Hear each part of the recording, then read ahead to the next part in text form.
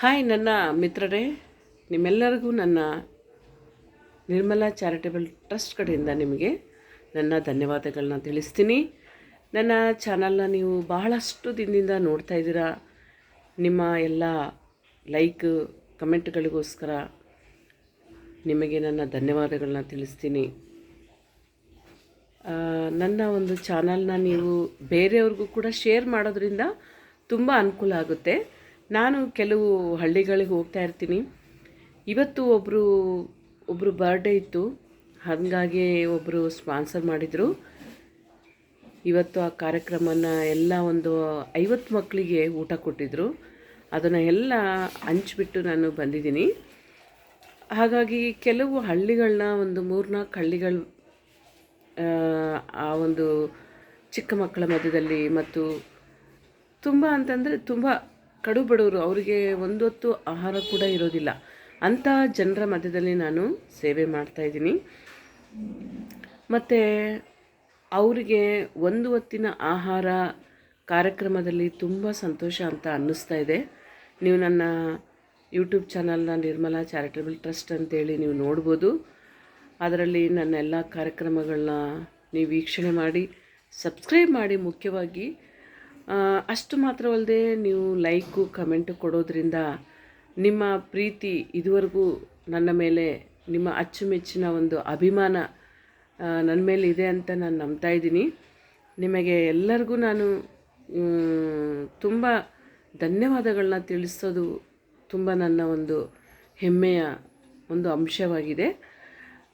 ವಿಶೇಷವಾಗಿ ಏನಂತಂದರೆ, ನನ್ನ ಕೈಲಾದಷ್ಟು ನಾನೊಂದು ಸಣ್ಣ ಸಹಾಯ, ಅಳಿಲು ಸಹಾಯ ಮಾಡ್ತಾಯಿದ್ದೀನಿ.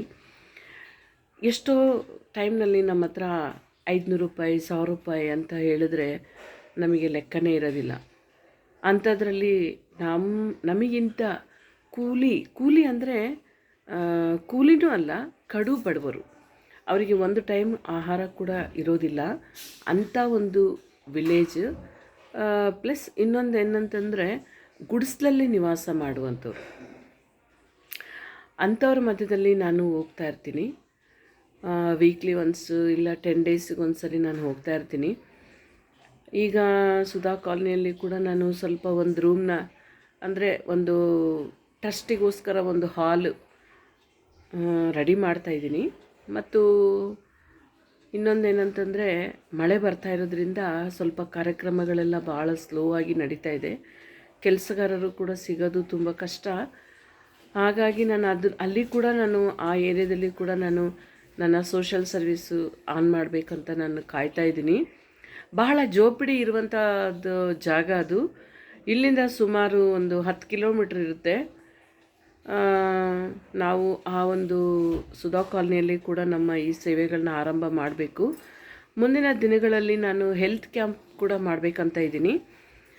ಡಾಕ್ಟ್ರಿಗೆ ಹೇಳಿದ್ದೀನಿ, ಇನ್ವೈಟ್ ಮಾಡ್ತಾ ಇದ್ದೀನಿ. ಅವರು ಒಂದಿನ ಫ್ರೀ ಮಾಡ್ಕೊಂಡು ಬರ್ತೀನಿ ಅಂತ ಹೇಳಿದ್ದಾರೆ. ಮತ್ತು ಸ್ವಲ್ಪ BP ಚೆಕಪ್ ಮಾಡೋದು, ಹಾಗೆ ಸ್ವಲ್ಪ ಸಣ್ಣ ಪುಟ್ಟ ಚಳಿ ಜ್ವರಗಳು ಆ ಥರ ಏನಾದರೂ ಒಂದು ವೇಳೆ ಇದ್ದರೆ ಕೂಡ ಅವ್ರು ಬಂದು ಚೆಕಪ್ ಮಾಡಿಸ್ಕೊಳ್ಳುವಂಥ ಅನುಕೂಲವನ್ನು ನಾನು ಮಾಡಿಕೊಡ್ಬೇಕಂತ ನನ್ನ ಒಂದು ಆಸೆ ಇದೆ. ನಾನೇನಂತಂದರೆ, ನನ್ನ ಕೈಲಾಗಂಥ ಒಂದು ಕಾರ್ಯ ನನ್ನ ಸಮಾಜಕ್ಕೆ, ನನ್ನ ಸುತ್ತಮುತ್ತಲಿರುವಂಥ ಜನರಿಗೆ ನಾನು ಮಾಡಬೇಕಂತ ನಾನು ಬಹಳ ಹಂಬಲ ಉಳ್ಳವಳಾಗಿದ್ದೇನೆ. ನಿಮ್ಮಲ್ಲಿ ಎಷ್ಟು ಮಂದಿ ಒಂದು ವೇಳೆ ನನ್ನ ಜೊತೆ ಕೈ ಜೋಡಿಸ್ಬೇಕು, ನಾನು ಕೂಡ ಸಹಾಯ ಮಾಡಬೇಕು ಅಂಥೇಳಿ ನಿಮಗೆ ಆಸೆ, ಅಪೇಕ್ಷೆ ಅನ್ನೋದಿದ್ದರೆ, ಬಡ ಮಕ್ಕಳಿಗೆ ಒಂದು ಹೊತ್ತು ಆಹಾರ ಕೊಡೋದು, ಏನಂತಂದರೆ ನಿಮ್ಮ ಹುಟ್ಟು ಹಬ್ಬದ ದಿನ ಆಗಲಿ, ಅಥವಾ ನಿಮ್ಮ ಮದುವೆಯ ದಿನ ಆಗಲಿ, ಅಥವಾ ನಿಮಗೆ ಏನಾದರೂ ಅನಾರೋಗ್ಯ ಒಂದು ವೇಳೆ ಇದ್ದಿದ್ದರೆ, ಅದರಿಂದ ನೀವು ಒಂದು ವೇಳೆ ಹೊರಗಡೆ ಬಂದಿದ್ದರೆ, ಅಥವಾ ನಮ್ಮ ಪೂರ್ವಿಕರು ಯಾರು ಇದ್ದರೂ ಕೂಡ ಅವರ ಹೆಸರಿನಲ್ಲಿ ಕೂಡ ಒಂದು ವೇಳೆ ನೀವು ಊಟ ಕೊಡಬೇಕು ಅಂತಂದರೆ, ಹೇಗಿದ್ರೂ ನೀವು ಒಂದು ದಿನವನ್ನು, ಒಂದು ಹೊತ್ತಿಗೆ ನೀವು 30 ಜನಕ್ಕೆ ಕೊಡ್ಬೋದು, 20 ಜನಕ್ಕೆ ಕೊಡ್ಬೋದು, ಅಟ್ಲೀಸ್ಟ್ 5 ಮಂದಿಗಾದರೂ ಕೊಡ್ಬೋದು, ನೀವು 100 ಜನಕ್ಕಾದ್ರೂ ಕೊಡ್ಬೋದು, ನಿಮ್ಮಿಷ್ಟ. ಆದಮೇಲೆ ನಾನು ಯಾಕೆ ಹೇಳ್ತಾ ಇದ್ದೀನಿ ಅಂತಂದರೆ, ನನ್ನ ಒಂದು ಕೆಲಸಕ್ಕೆ ಮೆಚ್ಚಿ ಬಹಳ ಜನ ಅಚ್ಚುಮೆಚ್ಚಿನವರಾಗಿ ನಿಮ್ಮ ಒಂದು ಏನಂತ ಹೇಳಬೇಕಂದ್ರೆ, ನಿಮ್ಮ ಒಂದು ಆ ಒಂದು ಮೆಸೇಜ್ಗಳನ್ನ ನೋಡುವಾಗ, ಕಮೆಂಟ್ಗಳನ್ನ ನೋಡುವಾಗ ನನ್ನ ಹೇಳಲಿಕ್ಕೆ ಅಶಕ್ಯವಾದದ್ದು, ಆ ರೀತಿಯಾಗಿರುವಂಥ ಸಂತೋಷ ಆಗುತ್ತೆ.